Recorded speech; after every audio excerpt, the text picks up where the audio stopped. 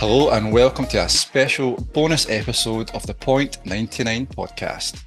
If you're new to the show, the Point 99 podcast is a running podcast for all runners of all abilities, the everyday runner. And that's despite Steve having a fondness for chatting to folk who like to run beyond the marathon distance. If you're new to running, we hope to have guests, topics and discussions that will help you along whatever path your journey is taking. For any seasoned runners, maybe we'll have some stories about squatting in bushes that you can relate to. Despite me sitting here with a dodgy black-coloured Pope outfit on, you may have noticed I am not Steve, but Bob Burrell, better known to some as the Kilsyth runner. Today we are turning the tables on Steve, as we've had a request from Steve McQuillan, who wanted to know a bit more about the absolute cult leader that normally hosts the show. We asked the Instagram community to get in touch, and they have responded with a few questions that they would like to put to Steve. So without any more waffle from me, here's today's guest, Stephen Murdoch, Mr. Steve Runs. Stephen, how you doing? Thank you, Bob. I think James needs to change his name now. James McQuillan. James McQuillan. I know I'm bad as well. That was fantastic. That was great. How you doing, sir? I'm grand. How are you? I'm not too bad, not too bad. In the middle of Edinburgh Marathon training, watching Manchester and London and starting to now panic that I'm up next, but yeah. All good. I know that feeling this time last year. Both of us hobbling around thinking, oh, we can do that. It's fine. Yeah. Yeah, I was actually having a look at my Strava, and it was the kind of near enough a year since I actually DNF'd at the Monklands half. I was like, I couldn't even run a mile, yet I still thought I could turn up a month later to do. Yeah. Optimism. Lessons learned. Mm-hmm. Mm-hmm. Yes. Doesn't kill us, makes us injured. That is a t-shirt quote and a half. Yes. Oh no, this is very surreal, very strange being in the hot seat instead of in the interviewer seat. Yeah, because I've not let you know any of the questions that people have sent in. No, completely blind. Some absolute beige questions coming up for you. Now I know how everyone feels, not knowing what's coming at you and thinking, do I remember everything? Do I remember dates? If they want to know when I ran somewhere, do they want to know all these different things? What have I said in the past? Am I going to make a complete arse of myself? Well, I've been, without dropping names, I was in a different podcast and it was one of the first guests. I think I was guest number 3 and it was quick fire rounds. Oh, yeah. So the questions were actually, I don't know what was coming. And then you see further on, once people have been listening, getting the questions, they were having some really prepared answers. And I was like, oh, mine's absolutely terrible now. I noticed some of these. Stop doing those though, because people were, they were prepared. It's not fun. That takes the fun out of it. Oh, even what was a question? It was about my favorite running route. And I've got the hills, I've got so many beautiful trails and stuff around. And I said, the canal. I'm like, geez, it's the most boring route I've got on my doorstep. Because it's the easiest route. It's the easiest, it's flat. Yeah. Yeah. Yeah. But so if you want, we'll get started with some of these questions we've got. Crack into it, Bob, just at your own leisure. Not a problem. So the first question we've got is from Paige Turner. And she wants to know, why did you start running? Why?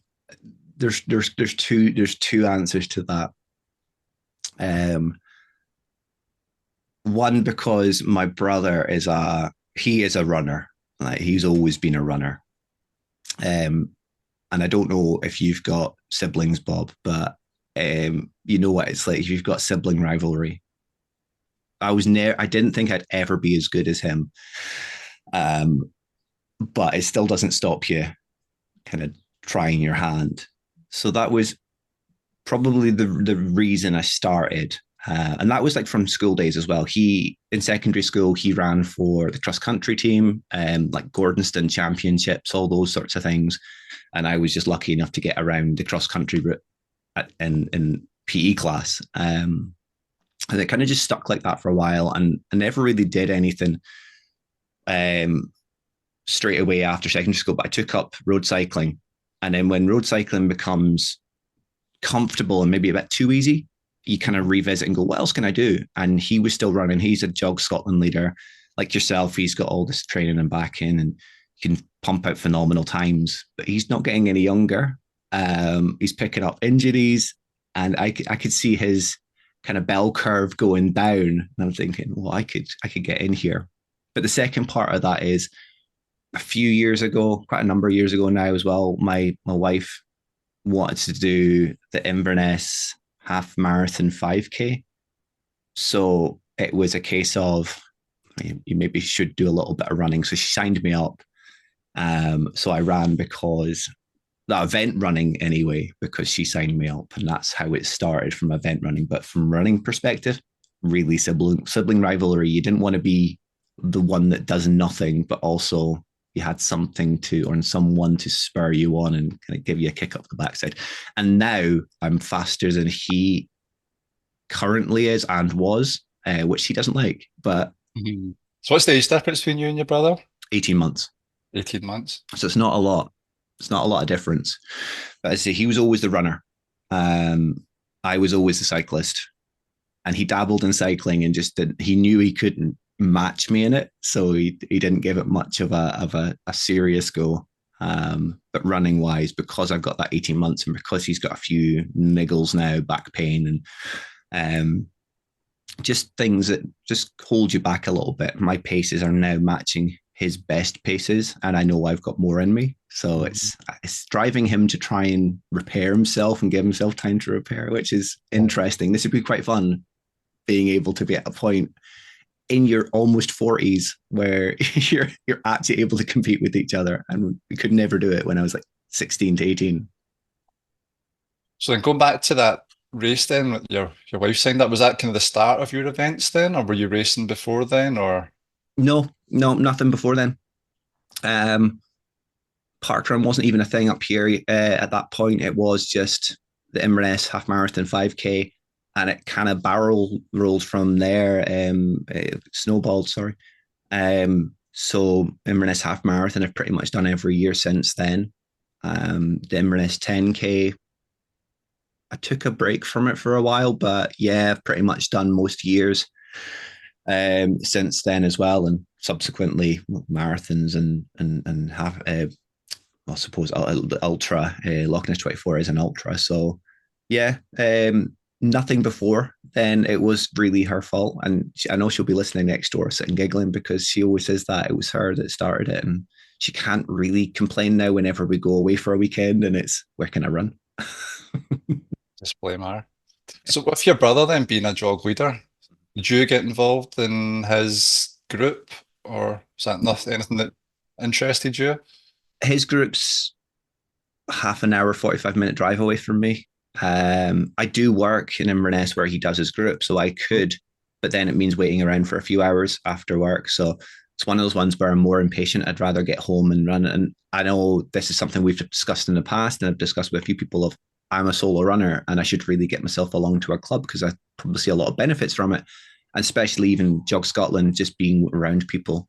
There is a Jog Scotland group in Ulnes, but again, I just don't go down to it where maybe should. I am taking my kind of formative steps and baby stepping into it though. So um yeah, I should maybe go along and see. I have got an interest in maybe becoming a jog leader myself, but for a different reason, a work reason, try and encourage people through into a post-work run club sort of thing.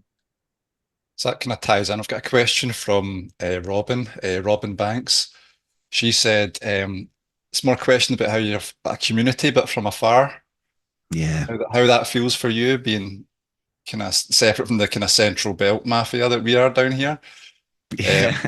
Yeah. You feel included, but from afar, is that It fair to is. say? Yeah. It's very hard when you first start off and you want to be included, but at the same time, it's but 3 hour drive down for most places to most people. It's not an ideal location or situation to be in if you have that sort of personality where you let it overwhelm you. And I did for a little while, let it overwhelm me. It kind of, you feel left out, but it's through no fault of anyone's, including yourself, but especially anyone else in the community. You just have to get over it and think, find people in your area that are also in the community, because there are people like, I've got Ultra Fran in Inverness, and she does a run club on a Sunday. I could go along and actually be part of people in the community. But again, as much as I like the idea of running with people, I'm just a big scaredy cat. Whereas I know you guys a little bit more than I know other people. So I feel more comfortable at events coming up to you and having a chat and a catch up. But yeah, no, it's very difficult if you're trying to include yourself in a wider community and an involvement, but you can't fully engage. It does kind of give you that FOMO occasionally of everyone's meeting up in the Pentlands and you're in your own little hills doing your own little thing. Yeah, it's, I've been similar in the whole going to races and sitting in the car until the very last minute, and you get out and walk to the start line and Yeah, go. Whereas like recently, the 20 on the 4th was like a big meet up before in a hall, and everyone's all that talking, looked and fab. Yeah, it's just these A2B experiences are so good, and it just relaxes everything rather than just sitting in the car panicking. I've been sat in the car overthinking a race so much that I've just drove away and not even raced it. yeah. But I mean, it's so bad when you get in your own head. But the community side, even if it is just online, or it Mhm. definitely helps. But I I suppose do it I do depends have what that as well, drives you, though. because as- if you wanted to, you could probably form a community local to you. Yeah, and James, who asked for this episode, he did say the same as well. He was quite like a 99 community catch up, and he said, "Oh, I don't mind traveling," and I'm like, nobody else wants to travel to Inverness, so there are kind of thoughts afoot about maybe coming down to even Perth or Stirling, because that's not a massive drive for me. But then if I go to Stirling, I may as well come to Glasgow, I may as well go to Edinburgh. It's only another half an hour along the road. But I've kind of got two aspects of the community. I've got yourselves, a wider community that I know and I've met, but I also have like a small clique in a way, if you want to call it that, because when I first started my account, I got to know Muriel Dempsey, Carl Orm, Lee, and they were running the Baxter's Loch Ness. So I Mhm. met up with them on the first year. I met up with them, and then they included me in a little group, and that was my kind of formative steps into the community. Yeah. So then I have done meetups with them every year when they come up to the Baxters, because inevitably that they're always coming up anyway. We meet up, so I still get the community side, whether I come down to like Edinburgh and we've got the photo from last year, or it's an event up here. I still get that connection. It's just you have to kind of almost take a step back and think, I can't be included in everything, so don't worry about it. Kind of just get out of your head a little bit about it. Yeah. But I suppose it's even if you were down here, sometimes there's that much going on Mm. that it's worse because you are so close. When sometimes you have to be selfish and you can't go to everything. No, Do you know what yeah. I mean? Yeah. So thanks for that question, Robin. Next one we've got is from Will Power. He's wanting to know what motivates you to keep running. So what is it goals, or is it health reasons, or what is your motivation? What drives Steve? I think the answer I've always given is medals. Um, I think we've all had family members that have gone through like suppose elderly family members that have gone to the point where they can't even remember their own name, let alone anything else. And I just want to have that collection of medals that kind of almost jog your memory a little bit, and you can look back and you can, on the days where you're maybe, let's say, touch wood, I make it to 60, 70, 80, I can look back and go, I did that. I ran a marathon, I ran an ultra. Even if I am frail, or even if I'm still keeping my fitness, or whether we're all mechanical by that point in time, I can look back and know that I've done something that very few people really in history are going to do. That's always the answer I've given. I think the kind of other part of that, and it is very linked, is a few years ago I had quite a number. I had like three or four cancer scares back to back, and it kind of makes you think, well, I don't know what's coming around the next corner, so I may as well just throw myself into an event, and if I do it, I've done something that very few people will do, and if I don't, I don't. You don't know unless you try. Exactly. But that's kind of my main reason is so I can look back in medals and go, yeah, I remember that one. That was someday. Or you can look and say that medal's boring. I could have designed a much better medal than that. I've done that. Yeah. Yeah. Am I I've right in done saying that. you did design medals in the past and things like that? You something you've been involved in. So I've designed medals. Some of them come into fruition, some of them don't. But yeah, I've designed medals in the past, and whether it's a wooden medal, which you seem to get a lot of for sustainability reasons at events, or a metal cast one, and it's an interesting process to be in when you're working with manufacturers and clients, and you're thinking, what do you want out of the end goal, but also what's achievable? Because like I say, the Edinburgh Marathon medal is quite intricate, really, with how detailed some of the little aspects are in engravings and castings. yeah, So you have to look at it and go, what's achievable and what's cheap enough for the client. yeah. The Edinburgh ones. Trying to remember mine. It's they're a bit. I'm sure one looks like a bottle opener. I'm sure it's just not. Yes, it does. Yeah. Yeah, I think they should. I won't start. If I start moaning about Edinburgh, this will go into extended Yeah, I episode. can't say Amsterdam looks like a bottle opener as well. Probably is a bottle opener. Yeah.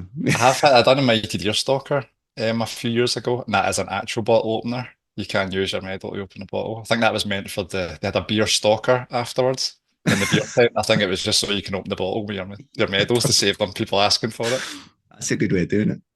Uh, okay, next question we have is from Neil Down. Neil is wanting to know what your best running experience is. Do we think that's a real name? I don't know. Neil, get in touch and let us know if that's not your real name. Sorry, best running experience. Yes, Neil wants to know what's your best running experience. Um,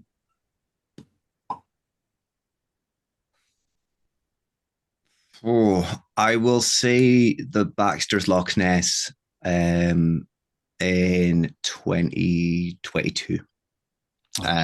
Because I went in having had done a marathon before and knowing that I took myself way too seriously with it. I didn't appreciate what goes into a full training block. When I went into Baxter's, being the home marathon, most local to me, I had Cara Lee, Muriel, Geese was there. So I had all these people around me, and you have to get a bus for an hour, and you're on a bus with complete lunatics, and everyone else is really quiet on this bus, like dreading what's coming, trying not to visit the on bus toilet. And here's Carl with a bubble machine that I've made him, blowing bubbles at anyone that comes out the portal, out the toilet. And at that point, Kaylee, I knew of Kaylee, but I didn't know her well enough. And I thought, I'm pretty sure I know that lass. And there's a few seats in front. And here's Kaylee on the bus as well. And all these people that I now know that were on here, and us being a nuisance, I suppose, to everyone. But no, it settled my nerves, having that ability to kind of not worry about what's coming. Yeah. And they were all running together. So I had the option of, do I go for fun, or do I take the immortal words of Lee Campbell of commit to the hills? If you're going for a PB, commit to the hills. And I'm running in a kilt. So I thought, sod it, within 5 meters of starting, sod it, I'm off. And I committed as running home marathon. Everyone's commenting on running in a kilt. Is that a proper kilt, or was it one of those kid on towel ones? Is it It's not a towel one. It's the lightest weight proper kilt you can get. It's a I've utility done kilt. weddings in a kilt, and the fact of Yeah. kicking about a night out in a kilt's bad enough. Never mind running a marathon. We did look, well, I say we, Chris Evans looked up how fast you would, what the world record is running in a kilt, and it has to be a heavyweight kilt, is like 3 hours and 35 or something along that lines. Um, and that's in brogues as well. I think I don't even think that's running shoes. That's brogues. Um, so I'm not going to try that. But running in this utility kilt is really good because you've got pockets on the outside, so you can stick your energy gels in. You don't have to wear a belt because we all know the flip belts and that how much pressure they can put on your abdomen. Yeah. So now committed to the hills, and when you've got your locals, the people you know as well, you're seeing faces in the crowd and having that extra support that they don't know you're running, but then they see you and everyone's talking to you on the route because you're that odd guy running in a kilt. And then coming across the line and seeing my parents, my wife, my dog. I was more excited to see my dog, if anything. It was the most overjoyed I think I've been finishing a marathon so far. And no, it's the one that'll stand out the most. And then my brother made sure that he gave me the medal because he does or used to, I don't know if he's still going to, he coordinated the 10K, which runs the same day at the same time. So he finished coordinating that and came down, and he made sure he gave me the medal because he thought that'll be that little bit extra touching. I didn't really care at the end of the day. It's a medal. I didn't care who was giving it to me. Fuck no, it's a good touch. I'm surprised. I thought you would have mentioned the Loch Ness 24, the first one that you done with your group. Mm-hmm. I thought that might have been up there. Yeah, definitely. No, yeah, it's definitely up there. To do an event that hadn't been run before, although other events of similar nature have been done, and the people that I managed to convince to come up, and I think by all accounts everyone loved that first year, and sold a duffer the second year when it absolutely teamed down and rained for 24 hours, 48 hours. No, I did love that, especially meeting someone as nice as Emma Joy, convincing her to come up and spend 48 hours with myself, Lee, and Jamie, with Emma and her partner. Just with that combination alone, sitting around a campfire, having a great laugh, enjoying life without the addition of any running was pretty special as well. On a more negative one, from Anita Dump, we've got, what is your worst running experience? I'll kneel down and take a dump. Worst one will be first marathon in Edinburgh in 2022. Okay. And I think that really does come down to being underprepared and not giving it the time. And all the things you should give a marathon. I struggled a lot on that one. Would this be your first marathon? Yeah, that was the first one in Edinburgh. That was the very first marathon I'd done. Edinburgh has that special way of forecasting nice overcast weather and then delivering Costa del sunburn worth of sun. So when you're drained, you don't know what to expect. You're on a year where it's coming off the back of COVID, so it's a different start situation. You're standing around for half an hour. Anyone that ran London yesterday will know exactly what that feels like. So you're like, do I need to go to the toilet? Do I not? I didn't really appreciate that the situation.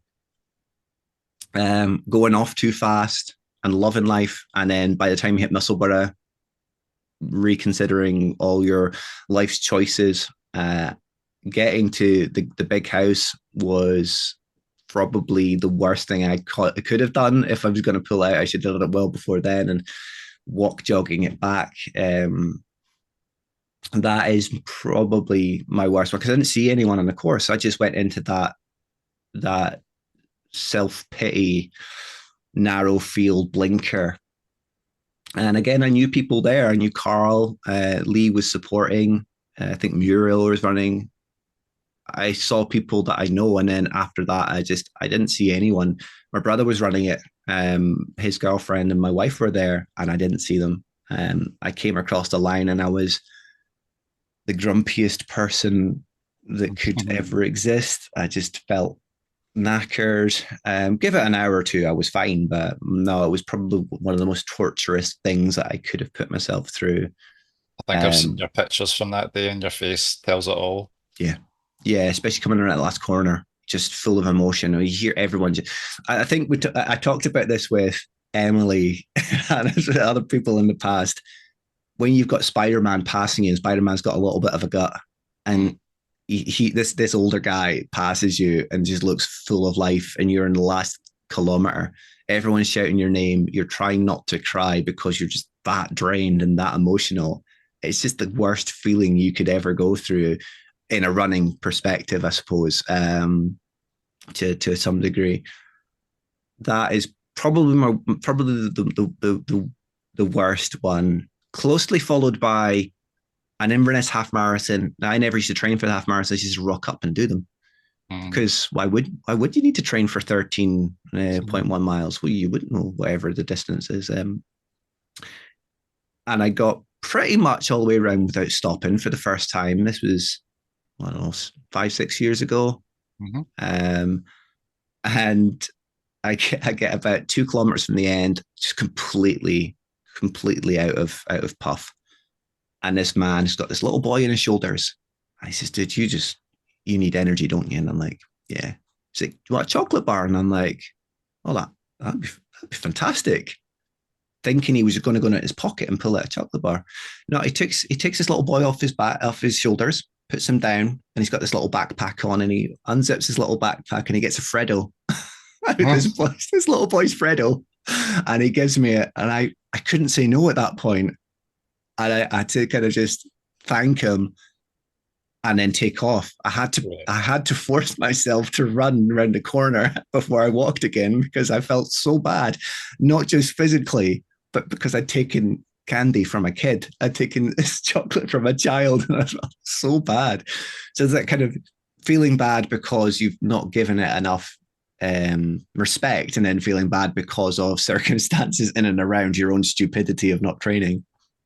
Yeah, that's it's kind of the last thing you want as well. I've seen like, videos of people online like in marathons giving out donuts and stuff like that, and Mm. wow, I would just be sick, I think.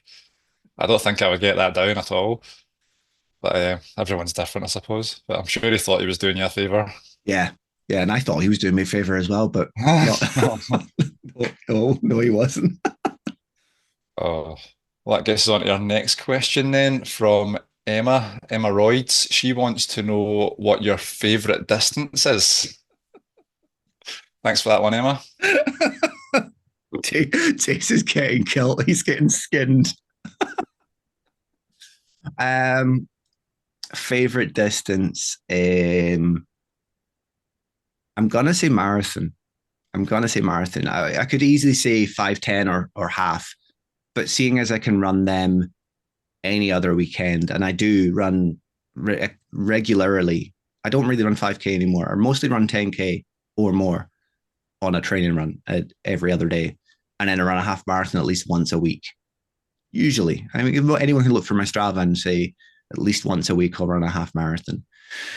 Um, so they're not really a challenge anymore. So I enjoy them, but I'd say my favorite distance is marathon because it just takes that little something extra, and you've got to really put a lot of effort into it. So you get the enjoyment from it. As much as I think anyone that knows, especially my wife, at the end, I'm always in some state of either not very happy with my time, not very happy with my performance. But I think that's just a runner thing of you're Yeah. always going to overanalyze what you've done. But generally speaking, I've only done what, three, four. I've done four marathons now, but probably my favorite distance. Yeah, I think it's one of kind of hardest to master, I think is probably why it Yeah, kind of keeps us coming back. yeah, exactly. In terms of like 5Ks and 10Ks, I find them absolutely horrible. In terms of racing, I'm not talking about like training runs. If you're out racing, I'd take a Mhm. half marathon any day for a race. That's that kind of happy medium. But, Um, but going out and going all guns blazing 5Ks and 10Ks, it's the absolute pain cave. I suppose if you put it in that kind of context of actual favorite racing distance, I Mm. would still say marathon Yeah. because always feel like even though Amsterdam was an oddity that I felt like I had more left in me, and there's reasons why I was kind of sandbagging a little bit, it was a 40-minute PB and I was sandbagging. Um, Half marathon just from Inverness, I Mhm. felt so hard done by because I hadn't got my target. And in some respects, you are blowing out your arse in certain elements. And then I still had too much left in me. 10K, I can't really say that it's a racing distance I've done too much. And I've done a lot of 10K races, Yeah. but I've never properly raced it because the last time I properly raced it, I got a mega PB. I think it was 41 minutes or something along that lines, 41 or 43. And the only reason I couldn't give it my all is I had the Amsterdam Marathon the week later. Mhm. So for me, that race was to break in the Vaporfly twos. It wasn't even a race. I still got that PB. So I think if I properly tried a 10K would probably be my favorite distance if I was trying. But I so far I haven't tried or I couldn't try because of other things in and around the calendar. Watch this space then. Mm, You famous can, last words. yeah. Um, well, then I suppose that ties in with the next question about your favorite shoe. That's a question from Amanda Hugginkiss. Thanks, Amanda. I don't know whether you created these names or he did. Um, yeah, it has to be the Vapor 2s. Yeah. You'd think I would move on to Vapor 3s now as my favorite shoe, but I haven't done enough in them to justify the drawing or the artwork that I've got up in the gym of the Vapor 2s, the orange Vapor 2s. I think everyone that knows me well enough knows how much I love that shoe and just generally the color as well. Um, they carried me so well in Amsterdam. They helped me achieve something I probably would never have thought possible. I'd never thought it would possible for me to run that speed. Sure, I'd run the distance twice before, but to finish with a 40-minute PB and, as I say, still having a lot left in me physically, nothing left in me mentally. I was a wreck. Um, but the shoe helped a lot. And from someone like myself who kind of poo-pooed carbon plates and carbon rods as being, oh, you don't want to get them. That's too much money. They're not going to be that good. Yeah, 'cause you were late to the party with the carbon shoe, weren't you? Yeah, very late to the party. And I think there's still people that haven't even joined the party bus that are on the fence. And that's what I'm saying to them now is you need to get yourself if you're enjoying running, but you're always struggling that little bit towards the end of a race, get yourself some carbon plates. Even if they're last generation, get them. I've Oh, got Alpha Ones. The Alpha Ones are probably my favorite training shoe yes. because they just feel so comfortable. I've got a pair of Alpha ones that are almost at 400 miles. Still use them. And they But shouldn't break. And I no, it's mean, just they suit I think they suit my style. See a lot of the carbon shoes, especially for long runs. I find once you get into your form, into your stride, you're just clipping along. yeah, Perfect. Plus the recovery, it's the foams. It's not just the carbon plates. I think it's the foams they use as well for yeah, recovery and the fact that your legs aren't absolutely beat up the next day as well. There's a lot more to it. yeah. I think I could happily, and I don't run every other day very often. I think most people that follow me know that I prefer to do a Tuesday, Thursday, Sunday, or a Monday, Wednesday, Friday, Saturday. That's the only time I would do a double header, just to give myself time to recover. But if I was, I would run every other day in a Nike shoe because you're right, the foam, the spring, the recovery, they just feel so natural. They just make running enjoyable. Mhm. Not to say that I've not really used very many shoes in the past. I started off with On Running, Cloud Flyers, and the like, and that was when they Stone still had. catchers. Yeah, I exactly. I still, was when every they time I still had see that. them, I just go, oh, stone catchers. I'm sure The they're new, great shoes, but well, that's a new one. The new ones don't have the gutter in them so much. They don't have that spine, but you're running along, especially where I am, you're in the middle of nowhere. You've just got gravel everywhere, stones, and you're just feeling it through your foot. Yeah. And that was when I started. No, so my first one was Brooks Ghosts, and I was plodding along, and then I got a pair of Ons because I saw them and they looked pretty. That's effectively the only reason I got them, and they started proving that I could go faster if I actually tried. I then went back to Brooks, and Brooks are great as an everyday running shoe, but they keep changing them. They've got rid of the model that I loved. Now I'm not going to say it just now because I can't remember which of the two it is. There's two that I really like: the Adrenalines and I forgot now their name, but one of them they stopped doing. Mm-hmm. So that was the shoe that was my go-to shoe. So what I'm going to do now, the other ones are all okay. I tried Hoka. Hoka were okay, but they were light. That is the only thing I could give them. They were light and they were very speedy. But I always went off too quick in them and then I hurt myself. And then the Nike was kind of just the next step. I got the Vapor 2s in a sale because of Ian. Ian recommended it on his story. I thought, well, sod it, I'll do it. Ordered them. And then, of course, here comes Jace and Ian, and this the next morning going, oh, I've got a code if you want extra money off it. No. I was going to say that the price barrier for the carbon shoes, unless you take them when they first come out and it's silly money, then it can be expensive. But the older versions, so I'm sure I got my Alphas for like 120 or something ridiculous, and you're getting 400 miles out it. You can't tell me that's not good value. Exactly. Do you know what I mean? For what it is, absolute quality trainer you're getting. I think anyone who's undecided on what they want to do, to get an older generation shoe is not a bad thing. Stuart runs that he does. He's recently gone onto that market, I think, as well. And yeah, just get a slightly older shoe. It's still going to do the same thing for you. It might not be and not have all the latest technology that they've worked into it, but if you're on the fence, if you're like me, looking and going, oh, but Nike's a fashion shoe. They don't know anything about running. They're more than just a fashion shoe now.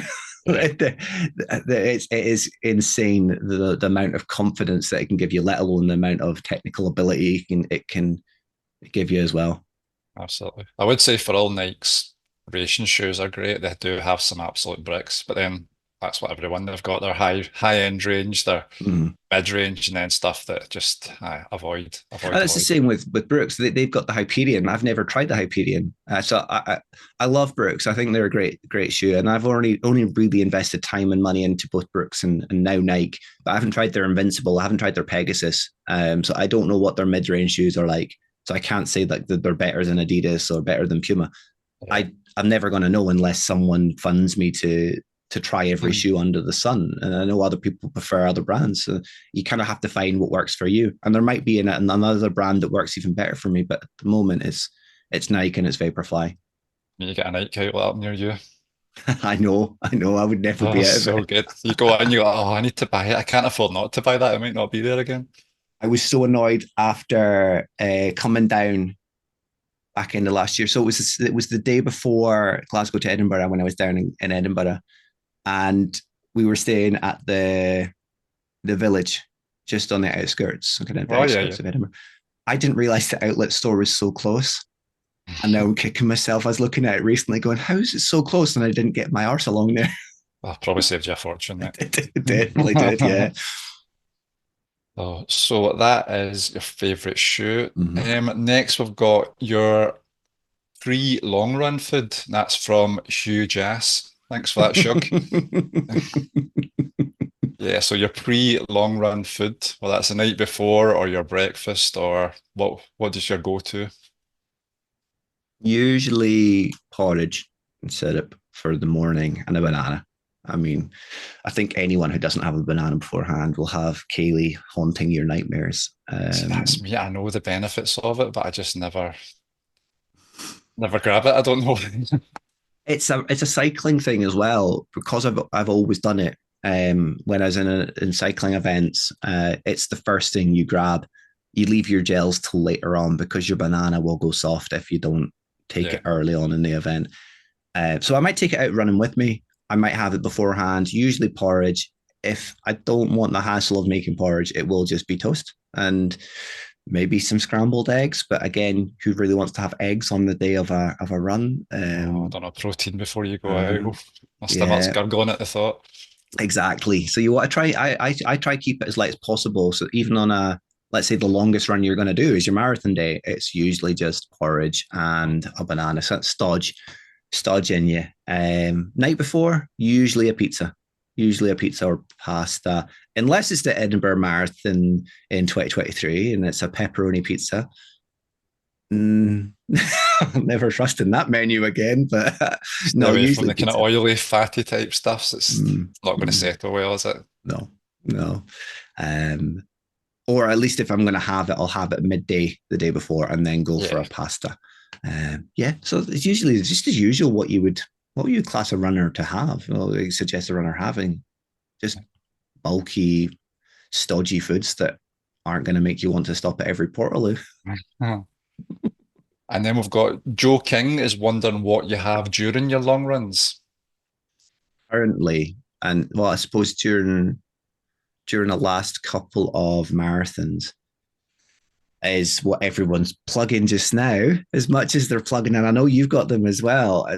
Is Voom Energy. Voom Energy bars I've been using for a couple of years now. But as much as you see, there's a lot of ambassadors, and sometimes you see products and you think, I'm not trusting that because they're just throwing money and products at people. They are genuinely a game changer. Um, they don't take up very much space. They've got more to them than a gel, and I still take gels with me. But typically, a bar where you've got a bit of bite, it's almost like a fruit pastel.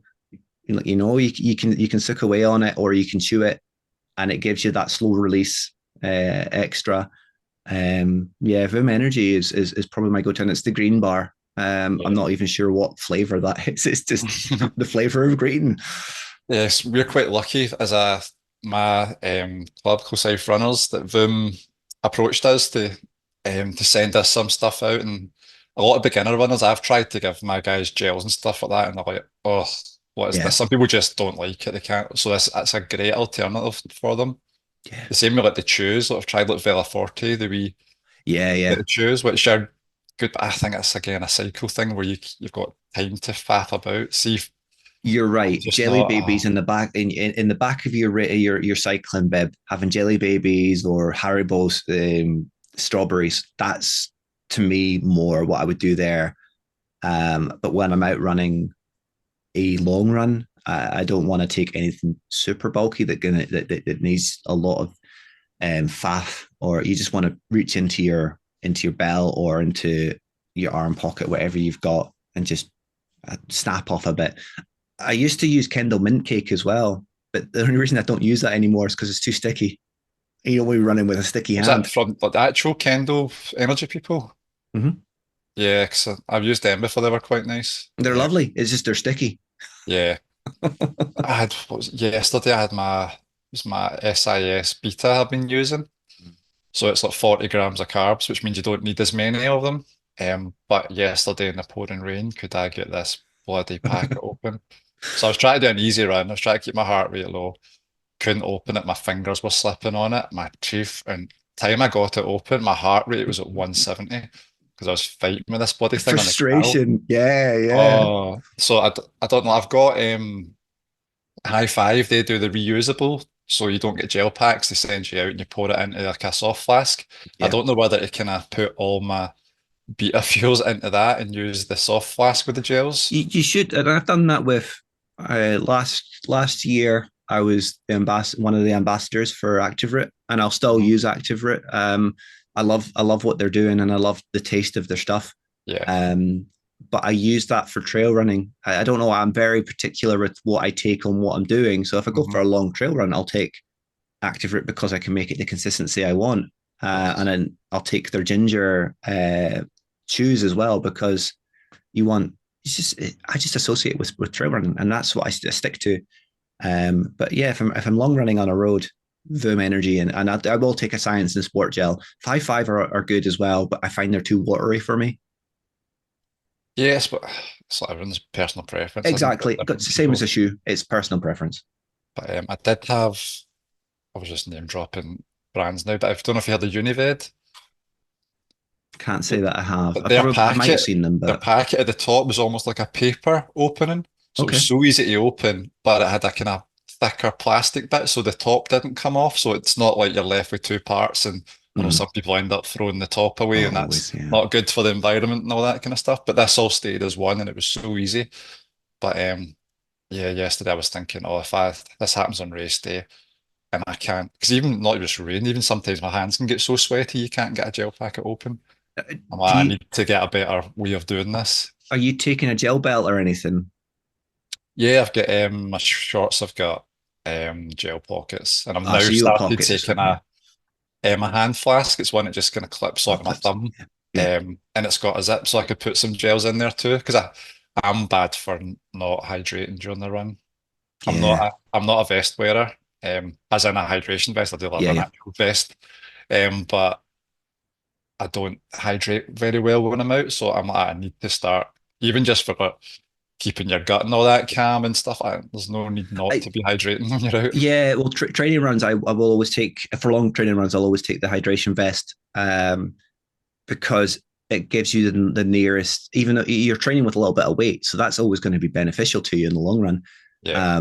But then on race day, you've not got. It's not as if you've got tables of people giving you drinks on your long training run. So Uh, if you're training with hydration, you know that you're going to actually use every station on a marathon route at least, yeah. if not a half marathon route. Yeah. See, I was bad when I first started with the vest. I didn't know you were supposed to like take the air out it. So I was swish, swish, swish, swish, swish. And I was like, how do people do this? It's driving me mad. I need Mhm. a pee now. All I can think about is swishing water. This is terrible. But Yeah. yeah, absolute rookie mistakes. Stuff you Oh, learn as you go. exactly. Oh, I'm still learning. Every day is a school day. Mm-hmm. Um, so after your runs, I've got Jim Hall. He's after. What is your after run treat? Don't really have one. Yeah. What do you Um, reach for when you go home after your run? Usually a bath. um, Whatever's on the go, really. Usually speaking, by the time I get back, I'm not like a super early morning runner, Bob. I'm more of a midday Hmm. to late afternoon. So if I'm doing my long run on a Saturday or Sunday, by the time I'm getting home, it's usually dinner time.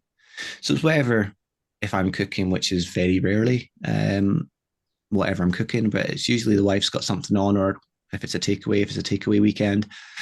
So it's jump in the bath. If I've got any Erdinger, maybe an Erdinger, but I don't really grab. I'm not someone that goes, I've got something that's a treat. I can treat myself now. Yeah. You don't Just have the whatever. like chocolate milk sitting waiting, or you've got No, an not iron really. brew that people crave or whatever. There's just some people get strange things that keep them going when they get back. But Not really. I maybe don't do the right thing sometimes of post run nutrition getting the hydration. protein down you straight away. Yeah, exactly. I don't take protein shake. I've always associated that with lifting weights, and I know that it's got its benefits for runners, and I maybe should actually introduce that into my routine. But I never really grabbed anything specific at the end of a run. No. Oh well. Hope that answers your question there, Jim. What I've got now, I've got just in case is asking, why did you start the podcast? It was really the combination of Runnerman Steve and myself, having very similar goals and very similar times. And at the time, I only knew of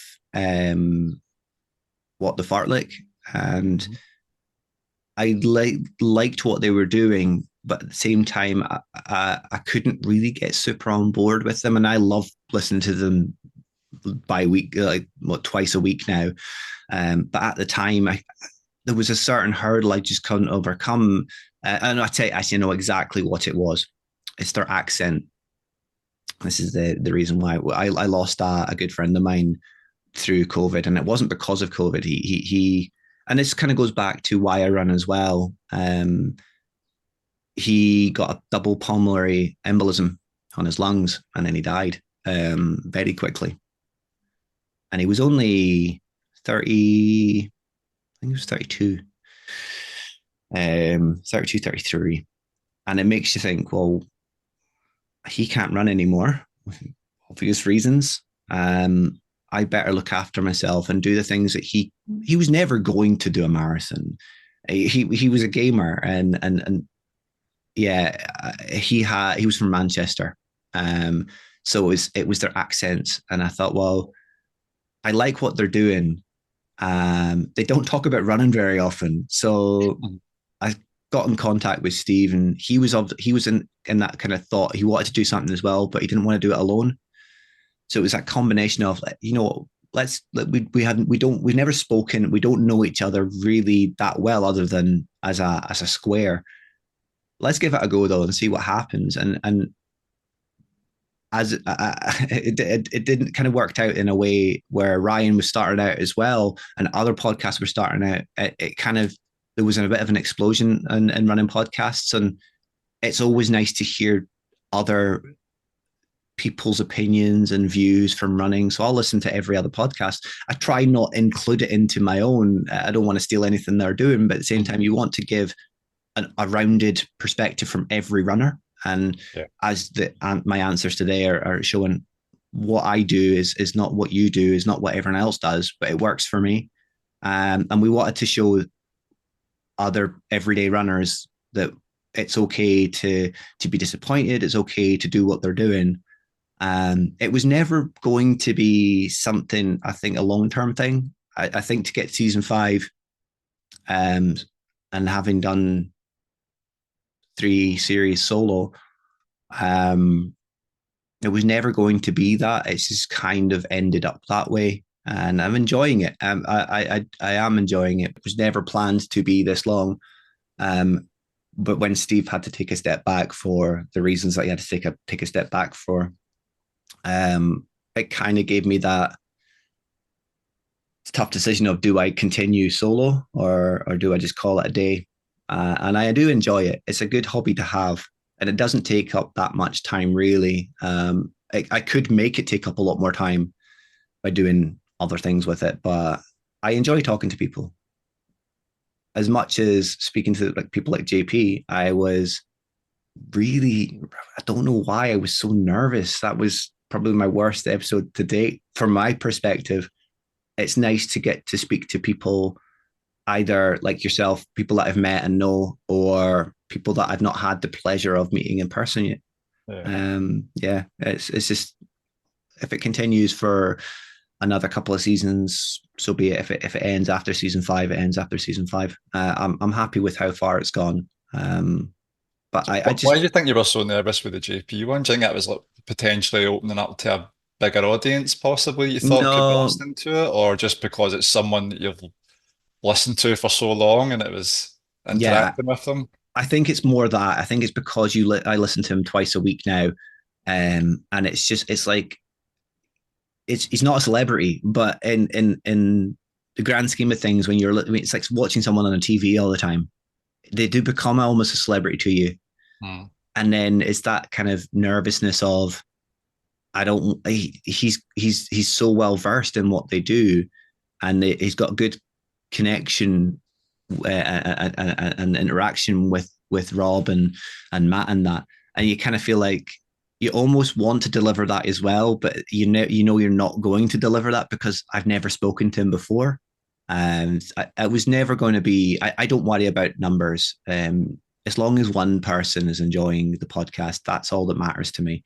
Um, I do sometimes hope that an episode will do better for the guest, and I think that's just because I want that the guests to get the validation that their story is worth a big audience.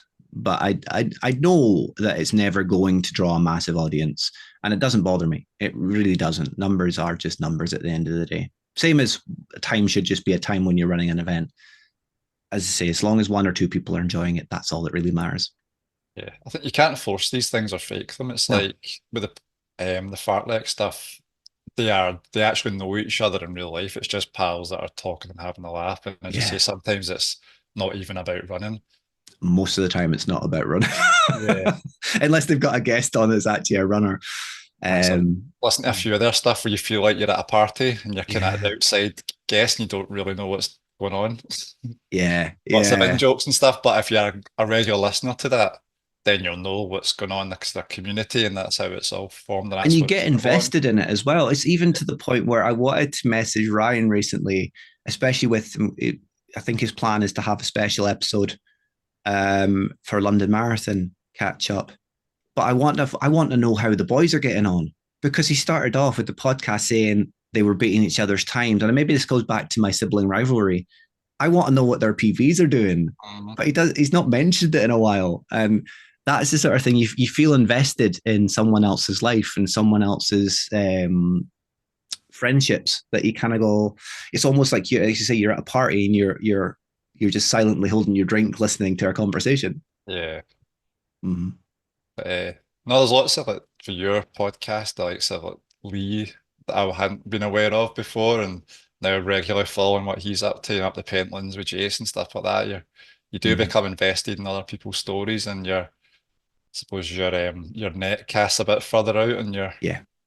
it's good. It's I think that if we've done anything so far with the podcast, it has introduced some people to other people that they might not have otherwise, and you're not a million miles away from each other. A lot of you guys, but then there's a lot of people in the Central Belt. There's a lot of runners, and you may never have come across each other, but through, whether it's ourselves, whether it's through Ryan, whether it's through any other means, it's helped people connect. Is probably the most rewarding part about it, is connection, helping other people feel part of a community, whether it's the 99 or whether it's anything else. Feeling included is always going to be a good thing. and it's even I've had things like my Jog Scotland work. I've had people that have been thinking about starting their own groups reaching Mhm. out to me, asking for advice and what I did and any tips I would give them and stuff like that. So it's not just about running, their actual running. It's like giving something back to the community and things. And it's Yeah. good how that can develop. It's great. And you must feel that validation as well of their approach. They're approaching you because you're doing what they. You might sometimes look and go, oh, "Am I doing everything right?" But then they're looking at you and going, "Bob's doing everything that I would like to do." You must have that kind of validation of, Yeah, this is pretty cool. this is what you're supposed to be doing. This is what I actually do. Yeah, yeah. So people come to run with us for a night and I'm like, oh Christ, we better do proper warm-ups. We better get a good stretch at the end. We better no, Do as I say, not as I do. we always do. I've never stretched so much in my life since I started this group. What's stretching, Bob? Ah, What's stretching? that's when I know I'm tight. Um, yes, I think we've got one last question from where are we? From Antique. Anne wants to know what's next for Steve. Event wise, I've got a month of mayhem. I'm calling it a month of mayhem, even though it's slightly more than a month. So my next event is Loch Ness 24, Yeah.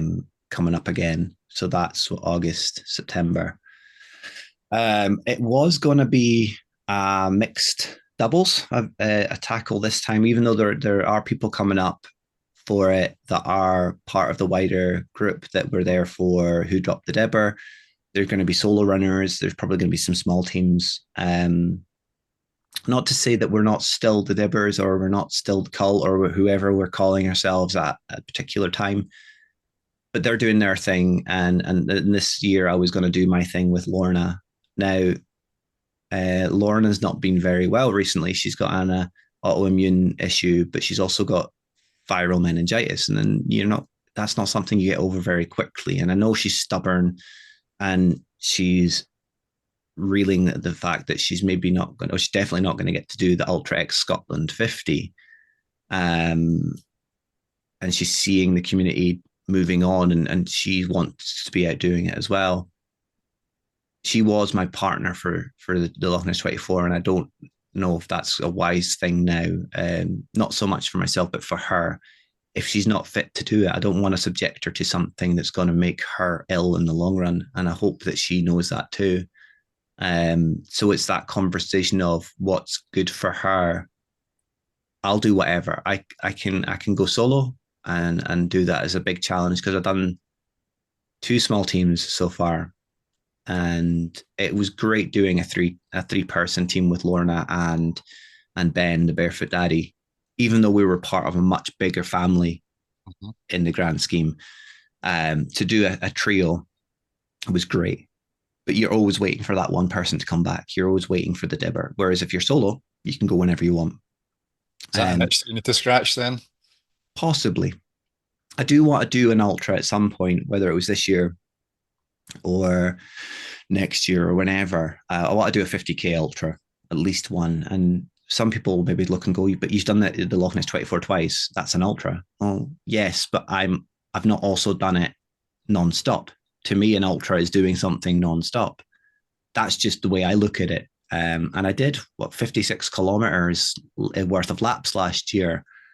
And I loved it. It was great. As much as I was a grumpy bastard at one point, and I have apologized to all the people I was grumpy to. It's something that I might need to do solo, and I don't want to subject Lorna to it. But I've got that. That's already signed up for. I'm looking forward to that, and hopefully it'll be much better weather than last year.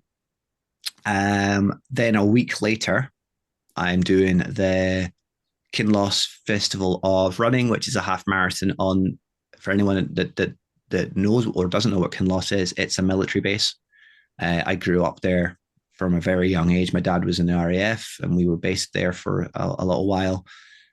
So it's almost like where I remember some of my first memories growing up is Kinloss. So when I saw that this was an option, there was a backyard ultra, there was a half marathon, and there was some smaller distances, I thought, well, 7 days, that's enough time for me to recover to do a half marathon. I don't need to go out and try and set the world's fastest time or anything, just to go out to run on an airfield that has quite a lot of military history to it.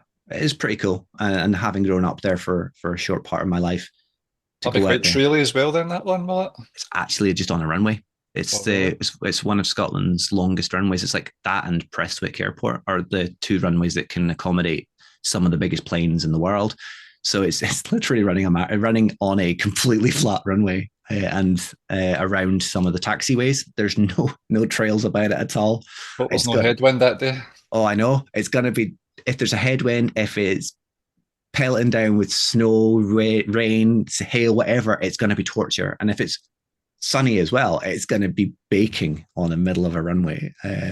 So plenty of lube that day. And then just around about, I think it's within about 20 days later, I've got the Baxter's Loch Ness Marathon. I still haven't had the conversation with myself as to what I want to achieve from it, whether I want to push more than the 3:45, that was the chip time from Amsterdam. Strava time was like 3:43. And I know I can go faster. Mentally, I'm in a much better place than I was at Amsterdam. There were circumstances that made it very difficult, very, very difficult. But I'm in a much better place. So I think I could get closer to a 3:30. I don't know if I'll ever get a 3:30. I'm never going to put that pressure on myself. But I think I can get closer to it because I had a lot left in me in Amsterdam. So it goes down to how my training block would go, or whether I go for the fun of it. Because I know there's a few people, if they haven't signed up within the community, they're considering it. I know Stuart runs a lot that he does is coming along, and how fast he has been recently. He may go for a flyer there, and I might try and kind of hold on to his waistband and get pulled along. And then we've got, I think Ian runs and cycles was thinking about coming up if he hasn't already given his issues, he may reevaluate that. But then if he comes up, it might just be for a social plod for himself. And there's a lot of other people that I can't think of right now that will be up for it.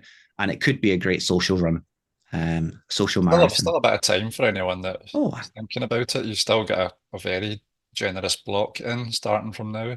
well, that's it. Um, Rachel Spears, she was considering it at one point as well.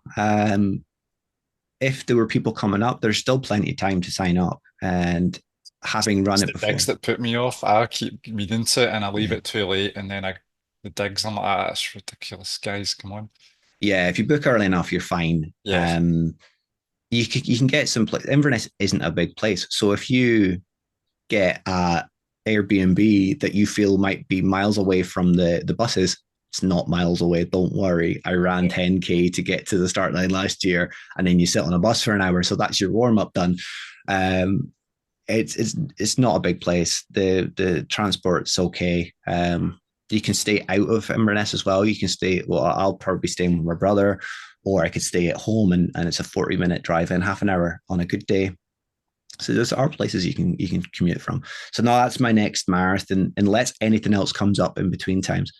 I have had the conversation with Gary Dempsey and Chris Evans about doing a 50K between now and then, but I don't think any of the 50Ks that I would like to do will give me enough time to really consider, especially Loch Ness 24, giving that a good go. Without giving myself time to recover, I would probably end up just injuring myself, and then I wouldn't get the half marathon and the marathon done. I So think you pick one as your goal, and then the other ones can support. yeah, exactly, If you try to hit them exactly, all, you could end up missing them all. exactly. That's it. And if I go for the 24 as a goal, trying to achieve something like Rachel McPherson did, or Kaylee did, or Mike Houston, Mhm. some of the phenomenal distances they did last year, or the times. If that's my goal, that's my goal, and then I just do the other two for fun and Yes. just get around without injuring myself too much. Yeah. Yeah. At the moment, that's the three. That's the month of mayhem, and I was not long before we started here saying to James McCullen what's next on his cards, because that was his first marathon yesterday at London, and his girlfriend has suggested, and they've spoken about maybe coming up for Loch Ness as well. And as much as Emily insists that you can't see the loch, you can see the loch from most of it. It is a lot of downhill. It's not a net downhill race, but it's a fun race. But it'll be much better with people around you that you know, because there are sections where there's no spectators. You might be on your own running. So that's a tough thing to get around if you're not used to solo running like I am. Yeah. See, it's one that I used to always poo-poo, as in, it's just a downhill marathon. What's the point of that? And now when I've actually looked at the course, Mm-hmm. there's quite a few ups in there as well. It's not just a straight downhill, let's all go gung-ho for 26 miles. Yeah, It's your up and down, and it's a fair challenging one. it is definitely a challenging one. There's this particular hill that always will stick in, because I've cycled that route a number of times on the Loch Ness Tap, which is next weekend. And you come down this really steep descent, but as soon as you hit the bottom, you're back up again into a town called Foyers, Yeah. and that's part of the Ultra X Scotland 50 as well. You've got to run up this. You start at Loch End, Mhm. and you've got to run up this really steep climb. And last year I was there to support Kaylee. I had the camera.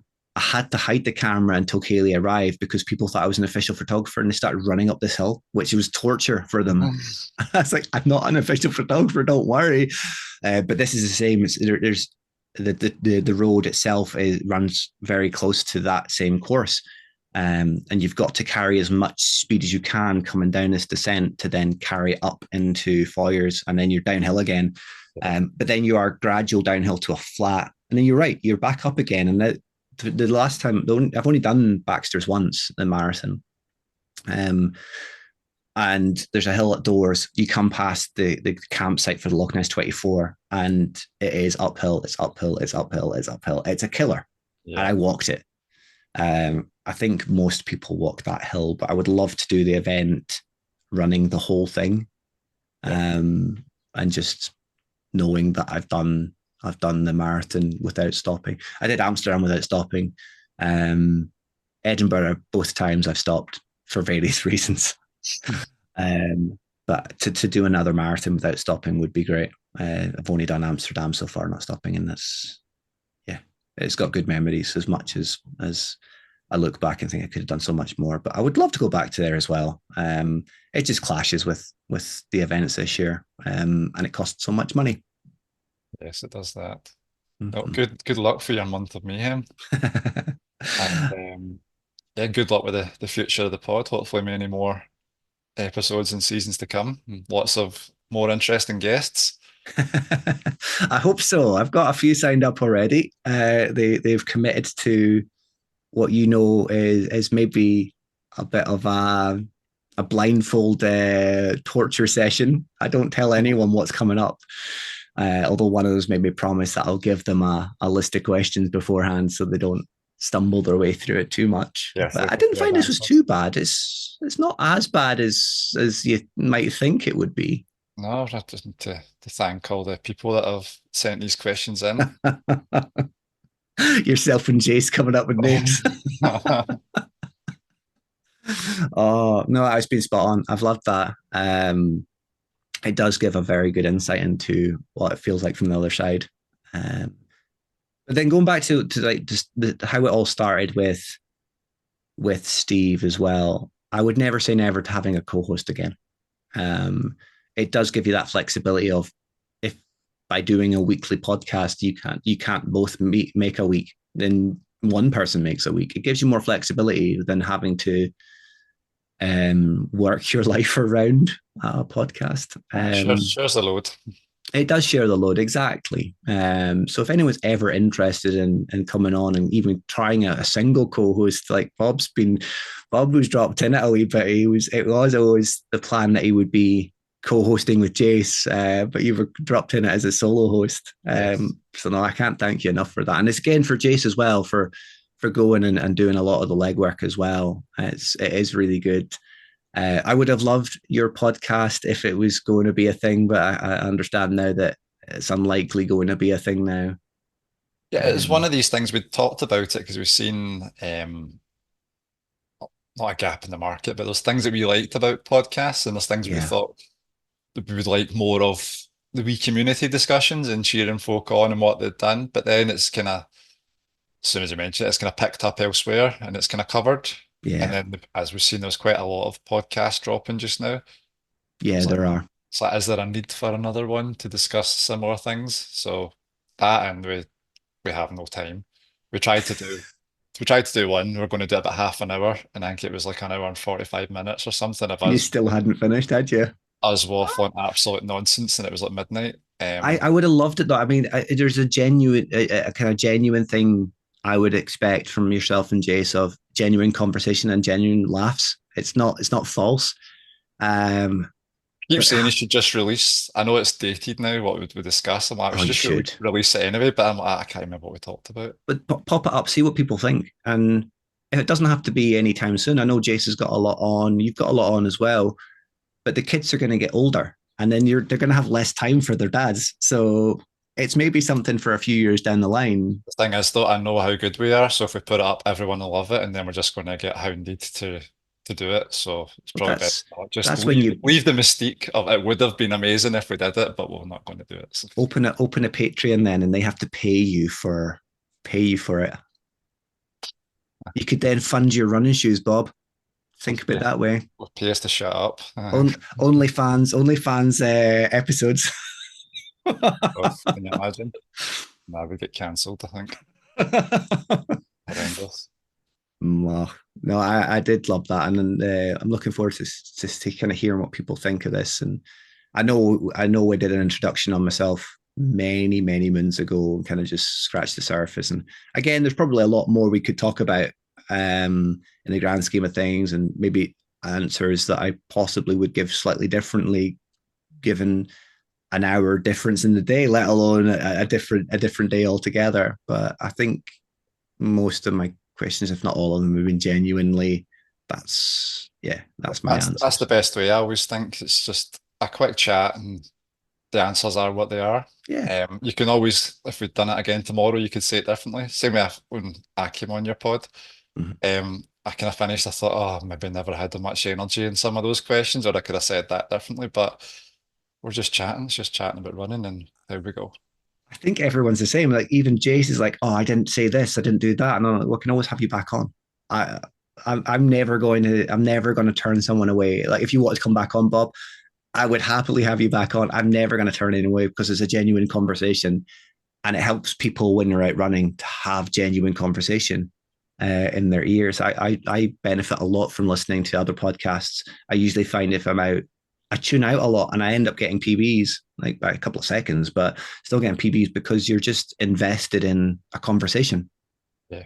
Or the faster I run, the quicker I get to turn this guy off. Yeah, that too. No, that's been great. Are you doing an outro, or do you want me to do a post-interview outro myself? I can leave that to you then, That. Yeah, no, we'll do that. Take it back to the normality. I'll just have to thank you once again then, Bob, and just let anyone that's listening give Bob and Jace a message and thank them for a fantastic job today. Oh, thank you.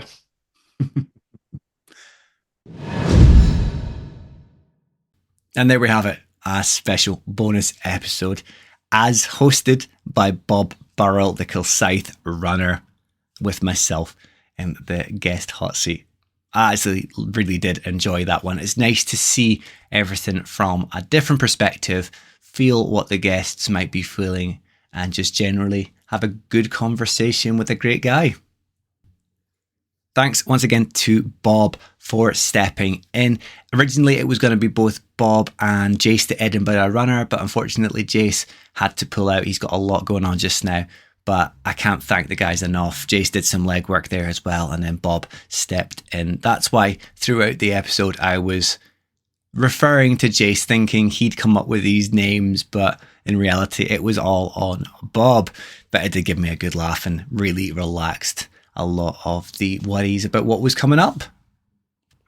Thank you also to James McQuillan for requesting the episode. It's been a long time since I did my first introduction as to who I am and what I have run. It's been a whole year since that episode came out, and yeah, a lot happens in a year, so it was great to touch on things and just see questions that maybe Steve didn't ask at the time, and then also have a different perspective on some of the questions that I might have been asked back then as well, and how things might change over the course of a year.